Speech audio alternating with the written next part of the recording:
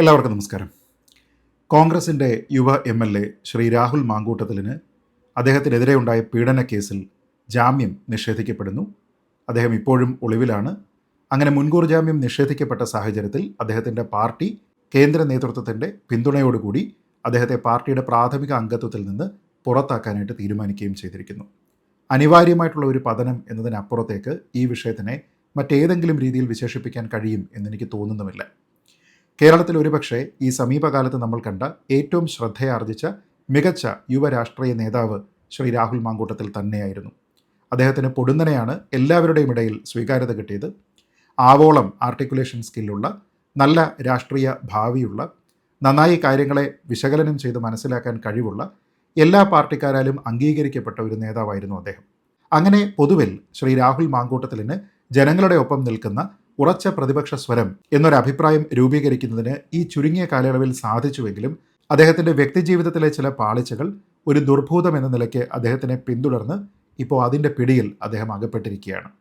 അങ്ങനെ മുൻകൂർ ജാമ്യം നിഷേധിക്കപ്പെടുന്നു. ഒന്നല്ല രണ്ട് കേസുകൾ വരുന്നു. അതുകൊണ്ട് തന്നെ ശ്രീ രാഹുൽ മാങ്കൂട്ടത്തിലിനെ പൂർണ്ണമായും കൈയൊഴിയാൻ കോൺഗ്രസ് നിർബന്ധിതരായി മാറുകയും ചെയ്തു.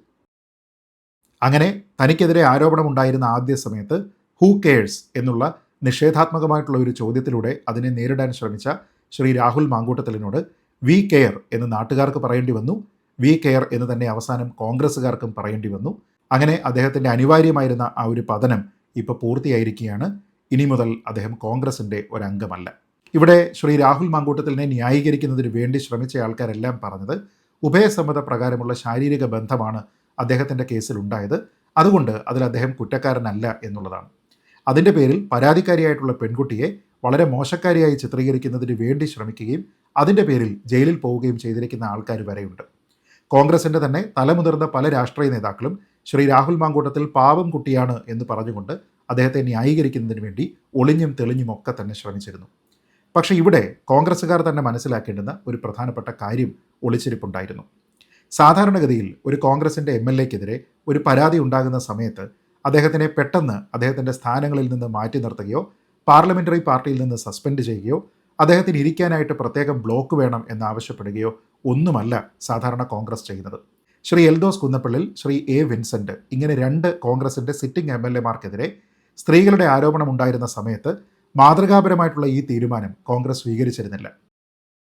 എന്നാൽ ശ്രീ രാഹുൽ മാങ്കൂട്ടത്തിനെതിരെ പരാതി ഉണ്ടായപ്പോൾ ആ പരാതി പോലീസിന് മുമ്പിൽ എത്തുന്നതിന് വളരെ മുമ്പ് തന്നെ കോൺഗ്രസ് അദ്ദേഹത്തിനെ പ്രാഥമിക അംഗത്വത്തിൽ നിന്ന് തന്നെ പുറത്താക്കാനുള്ള ഒരു തീരുമാനമെടുത്തു. സത്യത്തിൽ എന്തായിരുന്നു കോൺഗ്രസിൻ്റെ ഈ മാതൃകാപരമായിട്ടുള്ള തീരുമാനത്തിന് പിന്നിൽ എന്നാണ് നമ്മൾ ആലോചിക്കേണ്ടത്. എൽദോസ് കുന്നപ്പള്ളിലിൻ്റെയോ എ വിൻസെൻറ്റിൻ്റെയോ കാര്യത്തിൽ ഇല്ലാതിരുന്ന ഒരു ധാർമ്മികത ഈ വിഷയത്തിൽ കോൺഗ്രസ് പുലർത്തിയെങ്കിൽ കോൺഗ്രസിനെ സംബന്ധിച്ചിടത്തോളം, അവരുടെ പ്രധാനപ്പെട്ട നേതാക്കന്മാരെ സംബന്ധിച്ചിടത്തോളം ശ്രീ രാഹുൽ മാങ്കൂട്ടത്തിലിനെ കുറിച്ചുള്ള ആരോപണങ്ങളിൽ കൂടുതൽ ബോധ്യമുണ്ടായിരുന്നു എന്ന് വേണം മനസ്സിലാക്കാൻ. ഒരുപക്ഷെ ഇത് ഡിഫെൻഡ് ചെയ്യാൻ കഴിയുന്ന ഒരു കാര്യമല്ല എന്നും ഒരു പരാതി മാത്രമല്ല ഇനിയും പരാതികൾ ഉണ്ടാകാനുള്ള സാധ്യതയുണ്ട് എന്നുമൊക്കെ ആ ഘട്ടത്തിൽ തന്നെ കോൺഗ്രസിൻ്റെ പ്രധാനപ്പെട്ട നേതാക്കന്മാർക്ക് ഇൻ്റലിജൻസ് ഉണ്ടായിരുന്നു എന്ന് വേണം മനസ്സിലാക്കാൻ. അതല്ലായിരുന്നുവെങ്കിൽ മാതൃകാപരമായിട്ടുള്ള ഒരു തീരുമാനം ഒരു എം.എൽ.എയുടെ കാര്യത്തിൽ മാത്രം ഉണ്ടാകുമെന്ന് പ്രതീക്ഷിക്കാനും കഴിയില്ല. എന്നാൽ ശ്രീ രാഹുൽ മാങ്കൂട്ടത്തിൽ കോൺഗ്രസിൻ്റെ നേതാക്കന്മാരെ തന്നെ മൊത്തത്തിൽ അവഗണിക്കുന്ന തരത്തിലുള്ള ഒരു പെരുമാറ്റമാണ് പിന്നീട് നടത്തിയത്. അദ്ദേഹം നിയമസഭാ സമ്മേളനത്തിൽ പങ്കെടുക്കില്ല എന്നൊക്കെയാണ് കോൺഗ്രസിൻ്റെ പ്രധാനപ്പെട്ട നേതാക്കന്മാർ ആ ഒരു ഘട്ടത്തിൽ ശുഭാപ്തി വിശ്വാസം പ്രകടിപ്പിച്ചത് എങ്കിൽ അദ്ദേഹം ഒരു കൂസലുമില്ലാതെ കഴിഞ്ഞ നിയമസഭാ സമ്മേളനത്തിൻ്റെ ആദ്യത്തെ ദിവസം സഭയിലെത്തി. എന്നാൽ അത് ഒരു ഉത്തരവാദിത്തപ്പെട്ട ജനപ്രതിനിധിയുടെ ധർമ്മം നിറവേറ്റുന്നതിന് വേണ്ടി ആയിരുന്നില്ല എന്ന് അടുത്ത ദിവസങ്ങളിൽ അദ്ദേഹം ആബ്സെൻ്റ് ആയിരുന്നതിൽ നിന്ന് നമുക്ക് മനസ്സിലാക്കാം. അപ്പോൾ അദ്ദേഹം കോൺഗ്രസിൻ്റെ നേതൃത്വത്തിനെ വെല്ലുവിളിക്കുക, തന്നെ ഇങ്ങനെ ഇവിടെ സഭയിൽ വരേണ്ട എന്ന് തീരുമാനിക്കുന്നതിന് വേണ്ടി ഒരാളും ധൈര്യപ്പെടേണ്ടതില്ല എന്നൊക്കെയുള്ള ഒരു പരസ്യമായിട്ടുള്ള പ്രസ്താവനയായിരുന്നു. വരുന്ന സമയത്ത് കോൺഗ്രസിൽ നിന്നുള്ള മറ്റു പല നേതാക്കന്മാരെയും അദ്ദേഹം ഒപ്പം കൂട്ടുകയും ചെയ്തു. എന്നുവെച്ചാൽ ആ സമയത്ത് തന്നെ കോൺഗ്രസിൻ്റെ ജൂനിയർ മോസ്റ്റ് എം.എൽ.എക്ക് പാർട്ടിയുടെ നേതൃത്വത്തിനെ ലംഘിച്ചുകൊണ്ട് മറ്റു പ്രവർത്തകരെ ഒപ്പം കൂട്ടി നിയമസഭയിൽ തന്നെ കടന്നിരിക്കാം എന്നുള്ള ഒരു സാഹചര്യം അദ്ദേഹം തന്നെ സ്വയം ഉണ്ടാക്കിയെടുത്തു. ഈ തദ്ദേശഭരണ തെരഞ്ഞെടുപ്പിലും അദ്ദേഹം പാലക്കാട്ടുള്ള പല കോൺഗ്രസ് സ്ഥാനാർത്ഥികൾക്കും വേണ്ടി പ്രചരണ രംഗത്തിറങ്ങി. അദ്ദേഹം അവരുടെ നോമിനേഷൻ പേപ്പറുകളൊക്കെ കൊടുക്കുന്ന സമയത്ത് അവിടെയുള്ള വരണാധികാരികളുമായി തർക്കത്തിൽ ഏർപ്പെടുന്നതുമൊക്കെ തന്നെ നമ്മൾ കണ്ടു. മറ്റുള്ള കോൺഗ്രസിൻ്റെ പ്രവർത്തകരെല്ലാം തന്നെ ഇവിടെ ഇരിക്കുമ്പോൾ സസ്പെൻഡ് ചെയ്യപ്പെട്ട ഒരു കോൺഗ്രസ് പ്രതിനിധിയാണ് കോൺഗ്രസിന് വേണ്ടി അവിടെ വാദിക്കുന്നത്. ഇതൊക്കെ കണ്ടതിന് ശേഷവും അതിനെല്ലാം പ്ലേ ഡൗൺ ചെയ്യുന്നതിന് വേണ്ടിയിട്ടാണ് കോൺഗ്രസിൻ്റെ സംസ്ഥാനത്തെ തലമുതിർന്ന നേതാക്കന്മാരെല്ലാം ശ്രമിച്ചത്. അതിനർത്ഥം തന്നെ പാർട്ടിയുടെ നേതൃനിരയിൽ ഡിസിഷൻ മേക്കേഴ്സ് ആയിട്ടുള്ള ആൾക്കാരുടെ ഇടയിൽ ശ്രീ രാഹുൽ മാങ്കൂട്ടത്തിലിന് അതിയായിട്ടുള്ള സ്വാധീനമുണ്ട് എന്നത് തന്നെയായിരുന്നു.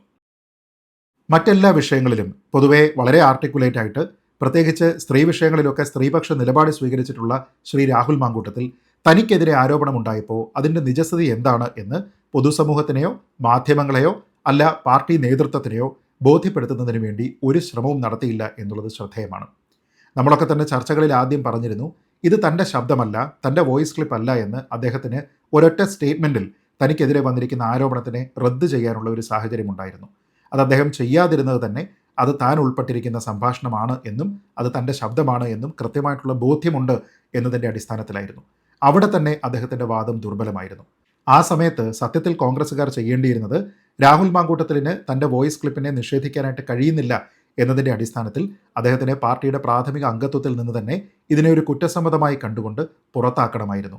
പക്ഷേ അതിനൊന്നും തന്നെ കോൺഗ്രസ് നേതൃത്വത്തിന് ആ സമയത്ത് കഴിഞ്ഞില്ല എന്ന് തന്നെയല്ല, കോൺഗ്രസിൻ്റെ ഔദ്യോഗിക പരിപാടികളിൽ പോലും ശ്രീ വി ഡി സതീശൻ എത്തുന്ന സമയമൊഴികെ മറ്റ് സമയങ്ങളിൽ പങ്കെടുക്കുന്നതിന് ശ്രീ രാഹുൽ മാങ്കൂട്ടത്തിൽ ശ്രമിക്കുകയും അതിന് അദ്ദേഹത്തിനെ ആരും തടസ്സപ്പെടുത്താതിരിക്കുകയും ചെയ്തു എന്നുള്ളതെല്ലാം തന്നെ നമ്മൾ കണ്ടതാണ്. ഇവിടെ പലരും ചോദിച്ച ഒരു ചോദ്യം രാഹുൽ മാങ്കൂട്ടത്തിൽ ചെയ്തിരിക്കുന്ന കുറ്റം എന്താണ് എന്നുള്ളതാണ്. പ്രായപൂർത്തിയായിട്ടുള്ള രണ്ടാൾക്കാർ തമ്മിൽ ഉഭയസമ്മത പ്രകാരം ശാരീരിക ബന്ധത്തിൽ ഏർപ്പെട്ടു എന്നതാണോ പ്രശ്നം എന്നൊക്കെയാണ് ഇവർ ചോദിക്കുന്നത്. ഈ പരാതികളുടെ ഗൗരവ സ്വഭാവം എത്രത്തോളമാണ് എന്നതിനെക്കുറിച്ച് ഒരു ധാരണയുമില്ലാത്ത ആൾക്കാർക്ക് മാത്രമേ അങ്ങനെയുള്ള ചോദ്യങ്ങൾ ചോദിക്കാനായിട്ട് സാധ്യമാകൂ. ഇവിടെ പരാതിക്കാരി വിവാഹിതയാണ് എന്നൊക്കെ പറഞ്ഞുകൊണ്ട്, അവരൊരു വഞ്ചകിയാണ് എന്നൊക്കെ പറഞ്ഞുകൊണ്ട് അവരെ ടാർണിഷ് ചെയ്യുന്നതിന് വേണ്ടി പോലും ആൾക്കാർ ശ്രമിച്ചത് ഈ ഒരു സാഹചര്യത്തിലാണ്. അങ്ങനെയൊന്നും ഒരു പരാതിക്കാരിയെ ആക്ഷേപിക്കാനായിട്ട് നമ്മൾ ശ്രമിക്കാൻ പാടില്ല എന്നുള്ളത് നമ്മുടെ നാട്ടിലെ നിയമം നമ്മളോട് പറയുന്ന കാര്യമാണ്. ഇനി നിയമം അങ്ങനെ പറഞ്ഞില്ല എങ്കിൽ പോലും അതൊരു കോമൺ സെൻസാണ്. ഒരാൾക്ക് രാഹുൽ മാങ്കൂട്ടത്തിലിനെ ന്യായീകരിക്കണമെങ്കിൽ അതാകാം, പക്ഷേ അതിനുവേണ്ടി അദ്ദേഹത്തിനെതിരെ പരാതി പറഞ്ഞിരിക്കുന്ന ഒരു സ്ത്രീയെ അവഹേളിക്കുകയും അവരൊരു കള്ളിയാണ്, മോശക്കാരിയാണ് എന്നൊക്കെ പറയേണ്ടുന്ന ഒരാവശ്യവും ഒരാൾക്കുമില്ല എന്നുള്ളതാണ് നമ്മൾ പ്രാഥമികമായി മനസ്സിലാക്കേണ്ടത്. അദ്ദേഹത്തിനെതിരെ ഇപ്പോൾ ഒന്നല്ല, 2 വളരെ ഗൗരവമായിട്ടുള്ള പരാതികളാണ് ഉണ്ടായിരിക്കുന്നത്. അതിൽ തന്നെ രണ്ടിനും ഒരു പൊതു സ്വഭാവമുണ്ട്. അദ്ദേഹം വിവാഹ വാഗ്ദാനം ചെയ്യുന്നുണ്ട് ഈ 2 കേസുകളിലും എന്നുള്ളതാണ് അവരുടെ ആക്ഷേപം. ഒപ്പം ഒരു കുടുംബമായിട്ട് ജീവിക്കാൻ അദ്ദേഹം താല്പര്യപ്പെട്ടിരുന്നു എന്നവർ പറയുന്നുണ്ട്. അങ്ങനെ വിവാഹം എന്നുള്ളൊരു ഓഫർ കൊടുത്തുകൊണ്ടാണ് ഈ 2 സ്ത്രീകളെയും അദ്ദേഹം താനുമായിട്ട് ശാരീരികമായിട്ടുള്ള ബന്ധത്തിലേക്കുള്ള ഒരു അടുപ്പം സൃഷ്ടിച്ചെടുക്കുന്നത്. അങ്ങനെയുള്ള ഒരു വ്യക്തി തൻ്റെ ആവശ്യം നടത്തിയതിന് ശേഷം ഈ 2 ആൾക്കാരോടും വിശ്വാസവഞ്ചന കാണിച്ചു എന്നുള്ളത് ചെറിയൊരു കാര്യമല്ല. 2 പ്രായപൂർത്തിയായിട്ടുള്ള വ്യക്തികൾ തമ്മിൽ ഉഭയസമ്മത പ്രകാരം ശാരീരിക ബന്ധത്തിൽ ഏർപ്പെടുന്നതിന് അവരുടെ മാരിറ്റൽ സ്റ്റാറ്റസ് പോലും തടസ്സമല്ല എന്നുള്ള കോടതി ഉത്തരവുകളുള്ള ഒരു രാജ്യത്താണ് നമ്മൾ കഴിയുന്നത്. ഒരാളെയും പീഡിപ്പിക്കുന്നതിന് നിങ്ങൾക്ക് ഒരു തരത്തിലുള്ള ന്യായവുമില്ല, ഒരു കാരണവും നിങ്ങൾക്ക് പറയാനും കഴിയില്ല. ഈ 2 സാഹചര്യങ്ങളിലുമുള്ള 2 സ്ത്രീകളെ സംബന്ധിച്ചിടത്തോളം അവർക്ക് വ്യക്തിജീവിതത്തിൽ കുറേയധികം ബുദ്ധിമുട്ടുകളുണ്ടായിരുന്നു. അങ്ങനെ മാനസികമായി വളരെ വൾണറബിൾ ആയിരുന്ന ഒരു സാഹചര്യത്തിലാണ് അവർ ശ്രീ രാഹുൽ മാങ്കൂട്ടത്തിലിനെ കാണുന്നത്. ആ ഒരു സാഹചര്യത്തിനെ മുതലെടുത്തുകൊണ്ട് അവരുമായി അടുത്ത ബന്ധം സ്ഥാപിക്കുകയും അതിൽ കൃത്യമായി ആ ബന്ധത്തിനെ എക്സ്പ്ലോയിറ്റ് ചെയ്തുകൊണ്ട് അതിനെ ശാരീരിക ബന്ധത്തിലേക്ക് അദ്ദേഹം വ്യാജ വാഗ്ദാനങ്ങൾ നൽകി എത്തിക്കുകയുമായിരുന്നു എന്നുള്ള ഒരു പൊതു സ്വഭാവവും ഈ 2 പരാതികളിലുമുണ്ട്. ഇവിടെ പരാതിക്കാരായിട്ടുള്ള സ്ത്രീകളുടെ മാനസികാവസ്ഥ, അവരുടെ ഇമോഷൻസ്, അവരുടെ ശാരീരികാവസ്ഥ, അവരുടെ കുടുംബാവസ്ഥ, ഈ കാര്യങ്ങളെക്കുറിച്ചൊന്നും തന്നെ അദ്ദേഹത്തിന് ഒരു തരത്തിലുള്ള പരിഗണനയും ഉണ്ടായിരുന്നില്ല എന്നുള്ളതാണ് ഇവരുടെ പരാതികളിൽ നിന്ന് വ്യക്തമാകുന്നത്. നമ്മളിവിടെ ആലോചിച്ച് നോക്കേണ്ടത്, വൾണറബിളായിട്ടുള്ള സാഹചര്യത്തിലുള്ള എത്രയോ സ്ത്രീകൾ നമ്മുടെ നാട്ടിലുണ്ട്. അങ്ങനെയുള്ള സ്ത്രീകൾ അവരുടെ ഏതെങ്കിലും ഒരു വിഷയത്തിന് അതിനെക്കുറിച്ച് സംസാരിക്കുന്നതിന് നമ്മുടെ നാട്ടിലുള്ള പുരുഷന്മാരുമായി ബന്ധപ്പെടാനുള്ള സാധ്യതയുണ്ട്. പ്രത്യേകിച്ചും ജനപ്രതിനിധികളായിട്ടുള്ള ആൾക്കാർ. നമ്മുടെ നാട്ടിലെ ജനപ്രതിനിധികൾക്ക് തങ്ങളുടെ മുന്നിൽ വരുന്ന ചൂഷണം ചെയ്യപ്പെടാവുന്ന സാഹചര്യത്തിലുള്ള വൾണറബിളായിട്ടുള്ള സ്ത്രീകളുടെ ആ ഒരു സാഹചര്യത്തിനെ മുതലെടുത്തുകൊണ്ട് അവരെ ശാരീരികമായി ഉപയോഗിക്കാം എന്നുള്ള ഒരു സാഹചര്യം ഉണ്ടായാൽ അത് എത്രത്തോളം ഭീതിതമാണ് എന്ന് ഈ രാഹുൽ മാങ്കൂട്ടത്തിലിനെ ന്യായീകരിക്കുന്ന ആൾക്കാർ ചിന്തിച്ച് നോക്കേണ്ടതാണ്. അങ്ങനെ നടക്കുന്നത് ഒന്നും തന്നെ ശാരീരിക ബന്ധമല്ല, മറിച്ച് ശാരീരിക പീഡനമാണ്. ഒരു MLAയുടെ മുന്നിൽ വരുന്ന വൾണറബിളായിട്ടുള്ള ഒരു സ്ത്രീ ഒരു പൊട്ടൻഷ്യൽ ടാർഗറ്റായി മാറാനുള്ള സാധ്യത എന്താണ് എന്നതിനെക്കുറിച്ച് ഇങ്ങനെയുള്ള ആൾക്കാരുടെ പെരുമാറ്റത്തിൽ നിന്ന് കൃത്യമായ ബോധ്യമുണ്ടാകേണ്ടത് അവരുടെ പാർട്ടികൾക്കാണ്. അതുകൊണ്ട് തന്നെ ഒരു MLA, ഒരു ജനപ്രതിനിധി ഒരിക്കലും ഒരു സ്ത്രീയോടും മോശമായി പെരുമാറുന്നില്ല എന്ന് ഉറപ്പുവരുത്തുന്നതും അവരുടെ സാഹചര്യത്തെ ഒരു കാരണവശാലും എക്സ്പ്ലോയിറ്റ് ചെയ്യുന്നില്ല എന്ന് ഉറപ്പുവരുത്തുന്നതും ഒരു പാർട്ടിയുടെ ഉത്തരവാദിത്തമാണ്, നേതൃത്വത്തിൻ്റെ ചുമതലയാണ്. അതുകൊണ്ട് തന്നെ സത്യത്തിൽ കോൺഗ്രസ് ചെയ്യേണ്ടിയിരുന്നത് ഈ 1ാമത്തെ പരാതിയും കഴിഞ്ഞ് 2ാമത്തെ പരാതി വരുന്ന സമയത്തെങ്കിലും അദ്ദേഹത്തിനെ പാർട്ടിയുടെ പ്രാഥമിക അംഗത്വത്തിൽ നിന്ന് പെർമനൻ്റ് ആയിട്ട് ഡിസ്മിസ് ചെയ്യുക എന്നുള്ളതായിരുന്നു. എങ്കിൽ തലേന്ന് പ്രയോഗിക്കാനിരുന്ന ബ്രഹ്മാസ്ത്രം തൽക്കാലം പ്രയോഗിക്കേണ്ട, പിറ്റേന്ന് വിധി വന്നതിന് ശേഷമാകാം എന്ന മട്ടിലൊക്കെ തീരുമാനിച്ചു എന്നത് കോൺഗ്രസിനെ സംബന്ധിച്ചിടത്തോളം ശരിയായിട്ടുള്ള ഒരു കാര്യമല്ല എന്നുള്ളതും പ്രധാനമാണ്. ഉഭയസമ്മതത്തോടു കൂടിയുള്ള ശാരീരിക ബന്ധം എന്ന് പലരും പറഞ്ഞുകൊണ്ട് രാഹുൽ മാങ്കൂട്ടത്തിലിനെ ന്യായീകരിക്കാൻ ശ്രമിക്കുമ്പോൾ ഈ പരാതികളിൽ തങ്ങൾക്ക് നേരിട്ടിരിക്കുന്ന ദുരവസ്ഥയെക്കുറിച്ച് ഇവർ പറയുന്ന വാദമാണ് ഏറ്റവും പ്രധാനമാകുന്നത്. ശാരീരിക ബുദ്ധിമുട്ടുകളെ, പരിമിതികളെ ഒന്നും തന്നെ മനസ്സിലാക്കാതെ എല്ലാവിധത്തിലുള്ള എതിർപ്പുകളെയും അവഗണിച്ചുകൊണ്ട് ശാരീരിക പീഡനം നടത്തി ദേഹത്ത് മുറിവേൽപ്പിച്ച് ശ്വാസമെടുക്കാൻ പോലുമുള്ള സാഹചര്യം ഇല്ലാത്തപ്പോൾ പോലും ഈ ക്രൂരമായിട്ടുള്ള പീഡനം തുടർന്നു എന്ന് പറയുന്നത് ലാഘവത്തോടു കൂടി കാണാൻ കഴിയുന്ന ഒരു കാര്യമല്ല. അത് അത്രത്തോളം സ്ത്രീവിരുദ്ധമാണ്, അത് അത്രത്തോളം മനുഷ്യവിരുദ്ധമായിട്ടുള്ള ഒരു ചെയ്തിയാണ്. ഈ വൈകിയ വേളയിലെങ്കിലും ശരിയായിട്ടുള്ള ഒരു തീരുമാനമാണ് കോൺഗ്രസിൻ്റെ നേതൃത്വം സ്വീകരിച്ചിരിക്കുന്നത് എന്നുള്ളത് അങ്ങേയറ്റം ശുഭകരമായിട്ടുള്ള ഒരു കാര്യമാണ്. എങ്കിൽ കൂടി താൻ ശാരീരിക ബന്ധത്തിൽ ഏർപ്പെടുന്ന സ്ത്രീകളോട് ഗർഭിണിയാവാൻ ആവശ്യപ്പെടുക, എന്നിട്ട് ആ ബന്ധത്തിൽ നിന്ന് പിന്മാറാനായിട്ട് ശ്രമിക്കുക, ഗർഭിണിയാകുന്ന സമയത്ത് ഫോഴ്സ്ഡ് അബോർഷന് വേണ്ടി ശ്രമിക്കുക, അതിനു വേണ്ടുന്ന മരുന്ന് എത്തിച്ചു കൊടുക്കുക, അവരുടെ ട്രോമ ഒരു തരത്തിലും പരിഗണിക്കാതിരിക്കുക, അതിനോടൊക്കെ വളരെ ഇൻഡിഫറൻ്റ് ആയിട്ടുള്ള ഒരു ആറ്റിറ്റ്യൂഡ് സ്വീകരിക്കുക എന്നിങ്ങനെയുള്ള ആക്ഷേപങ്ങൾ ഒരു MLA നേരിടുന്നുണ്ട് എങ്കിൽ അത് ഹൂ കെയേഴ്സ് എന്നുള്ള ഒരു ആറ്റിറ്റ്യൂഡോട് കൂടി കോൺഗ്രസ്സുകാർക്കോ ഈ നാട്ടുകാർക്കോ സ്വീകരിക്കാൻ കഴിയുന്ന കാര്യങ്ങളല്ല. തീർച്ചയായിട്ടും ഇതിനി ഒരു ട്രയൽ ഉണ്ടാകണം. ഇതിൽ പറഞ്ഞിരിക്കുന്ന പരാതികളുടെ സത്യാവസ്ഥ എന്താണ് എന്ന് തെളിയിക്കപ്പെടണം. രാഹുൽ മാങ്കൂട്ടത്തിൽ നിന്നുള്ള ഡിഫൻസ് എന്താണ് എന്നുള്ളത് അവിടെ പരിഗണിക്കപ്പെടേണ്ടതാണ്. അതിൻ്റെ ഒക്കെ അടിസ്ഥാനത്തിലാണ് ഈ കേസിലെ ശരിതെറ്റുകളെക്കുറിച്ച് കോടതി വിലയിരുത്തേണ്ടത്. പക്ഷെ ഉത്തരവാദിത്തപ്പെട്ട ഒരു രാഷ്ട്രീയ പ്രവർത്തകനിൽ നിന്ന്, ഒരു ജനപ്രതിനിധിയിൽ നിന്ന് ഈ ഘട്ടത്തിൽ ആൾക്കാർ പ്രതീക്ഷിക്കുന്നത് തുടർച്ചയായിട്ടുള്ള സ്ത്രീപീഡന ആരോപണങ്ങൾ നേരിടുന്ന ഒരു വ്യക്തി തങ്ങളുടെ പ്രതിനിധിയായി തുടരാൻ അയോഗ്യനാണ് എന്നുള്ളത് തന്നെയാണ്. അവിടെ നിയമത്തിനല്ല ധാർമ്മികതയ്ക്കാണ് കൂടുതൽ പ്രാധാന്യം എന്നുള്ളതാണ് മനസ്സിലാക്കേണ്ടത്. ഇവിടെ നമുക്കറിയാം, ശ്രീ രാഹുൽ മാങ്കൂട്ടത്തിൽ അനാവശ്യമായി താല്പര്യമില്ലാത്ത സ്ത്രീകളോട് ചാറ്റ് ചെയ്യാനായിട്ട് ശ്രമിക്കുന്നു എന്നുള്ള ഒരു ആക്ഷേപം പേരും മുഖവുമുള്ള സ്ത്രീകൾ വന്ന് മാധ്യമങ്ങളുടെ മുന്നിൽ പറഞ്ഞു. KPCCയിലേക്ക് ഒരു പരാതി ആദ്യം പോകുന്നു. മകളെപ്പോലെ കരുതുന്ന ഒരു പെൺകുട്ടിയിൽ നിന്നാണ് ഈ പരാതി വന്നിരിക്കുന്നത് എന്നതിനെക്കുറിച്ച് VD സതീശൻ എന്ന കോൺഗ്രസിൻ്റെ പ്രതിപക്ഷ നേതാവ് തന്നെ പറയുന്നു. ഈ അടുത്ത ദിവസം, ഈ കഴിഞ്ഞ ദിവസം കോൺഗ്രസിൻ്റെ തന്നെ ഒരു വനിതാ പ്രവർത്തക തനിക്കുണ്ടായിരിക്കുന്ന മോശമായിട്ടുള്ള ഒരു അനുഭവത്തിനെക്കുറിച്ച് പറയുന്നു. ഇതൊന്നുമല്ല ഈ വന്നിരിക്കുന്ന 2 പരാതികൾ എന്നുള്ളതും ശ്രദ്ധേയമായിട്ടുള്ള കാര്യമാണ്.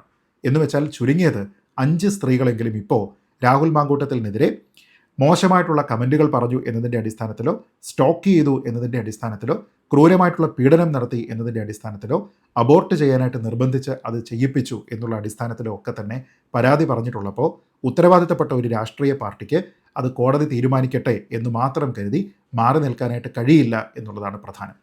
കാരണം കോടതി വിധികളുടെ അടിസ്ഥാനത്തിലല്ല നിങ്ങളോട് നാട്ടുകാർ ചോദ്യങ്ങൾ ചോദിക്കുന്നത്. ഇപ്പോൾ ഈ തദ്ദേശ ഭരണ തെരഞ്ഞെടുപ്പിൻ്റെ ഭാഗമായിട്ടാണെങ്കിലും വരുന്ന നിയമസഭാ തെരഞ്ഞെടുപ്പിൻ്റെ ഭാഗമായിട്ടാണെങ്കിലും വീട് വീടാന്തരം കയറി ഇറങ്ങി നിങ്ങൾ വോട്ട് ചോദിക്കുമ്പോൾ നിങ്ങളോട് ആൾക്കാർ രാഹുൽ മാങ്കൂട്ടത്തിൽ വിഷയത്തിൽ എന്ത് നടപടിയാണ് സ്വീകരിച്ചത് എന്ന് ചോദിക്കുമ്പോൾ അത് പറയുന്നതിന് കോടതിയുടെ തീരുമാനമുണ്ടാകട്ടെ എന്ന് പറഞ്ഞിരുന്നാൽ അത് ശരിയായിട്ടുള്ള ഒരു കാര്യമല്ല എന്നാണ് നമ്മൾ ആദ്യത്തെ ദിവസം മുതൽ തന്നെ കോൺഗ്രസിൻ്റെ നേതൃത്വത്തിലൂടെ പറഞ്ഞുകൊണ്ടിരുന്നത്.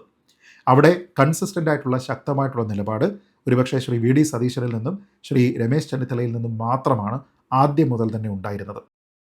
ഇവിടെ ഈ ഒരു സമയത്ത് രാഹുൽ മാങ്കൂട്ടത്തിലിൻ്റെ മുൻകൂർ ജാമ്യാപേക്ഷ നിരസിക്കപ്പെടുന്ന സാഹചര്യത്തിൽ, അദ്ദേഹത്തിനെതിരെ 2ാമത്തെ കേസും രജിസ്റ്റർ ചെയ്യുന്ന സാഹചര്യത്തിൽ, അദ്ദേഹത്തിനെ പാർട്ടിയുടെ പ്രാഥമിക അംഗത്വത്തിൽ നിന്നും AICCയുടെ അനുമതിയോടുകൂടി പുറത്താക്കുന്ന അവസരത്തിൽ തല ഉയർത്തി നിൽക്കാൻ കഴിയുന്ന നേതാക്കന്മാരും കോൺഗ്രസിൽ ഇവരും മറ്റ് ചില നേതാക്കന്മാരും മാത്രമാണ്. പ്രധാനപ്പെട്ട പല നേതാക്കന്മാരും രാഹുൽ മാങ്കൂട്ടത്തിലിനെ ഒളിഞ്ഞും തെളിഞ്ഞുമൊക്കെ തന്നെ ന്യായീകരിക്കുന്നതിന് വേണ്ടിയിട്ടാണ് ശ്രമിച്ചത് എന്നുള്ളത് ഈ നാട്ടുകാർ കാണുന്നുണ്ട്. ചുരുക്കി പറഞ്ഞാൽ സഹജീവികളോട് കരുണയോടുകൂടി പെരുമാറേണ്ടുന്ന, അവരോട് ആർദ്രതയോടുകൂടി പെരുമാറേണ്ടുന്ന ഒരു വ്യക്തി അവരെ ഒരു ഇരയെപ്പോലെ കണ്ട് ഒരു പ്രെഡേറ്റർ സ്വഭാവത്തോടുകൂടി പെരുമാറിയാൽ അങ്ങനെയുള്ള ആൾക്കാർക്ക് പറഞ്ഞിട്ടുള്ളതല്ല പൊതുപ്രവർത്തനം എന്നുള്ളതാണ് നമ്മൾ മനസ്സിലാക്കേണ്ടത്. കോൺഗ്രസിൻ്റെ നേതൃത്വം വൈകിയാണെങ്കിലും അത് തിരിച്ചറിഞ്ഞു. രാഹുൽ മാങ്കൂട്ടത്തിൽ വളരെ പ്രോമിസിംഗ് ആയിട്ടുള്ള ഒരു ചെറുപ്പക്കാരനായിരുന്നു.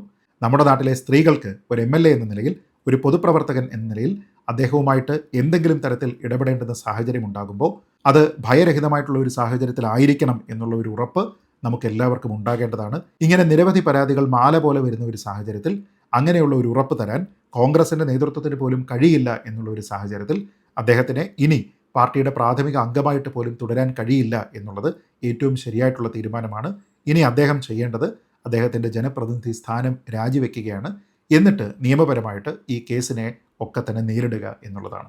ന്യായം ആരുടെ ഭാഗത്താണെങ്കിലും അത് പുറത്തു വരട്ടെ. പക്ഷേ നിലവിലത്തെ സാഹചര്യത്തിൽ രാഹുൽ മാങ്കൂട്ടത്തിലിനോട് ചേർന്ന് നിൽക്കാനായിട്ട് ജനാധിപത്യ വിശ്വാസികളായിട്ടുള്ള മനുഷ്യത്വത്തിൽ ഇപ്പോഴും വിശ്വസിക്കുന്ന ആൾക്കാർക്ക് സാധ്യമല്ല എന്ന് മാത്രം പറഞ്ഞുകൊണ്ട് ഈ വീഡിയോ അവസാനിപ്പിക്കുന്നു. ജയ് ഹിന്ദ്.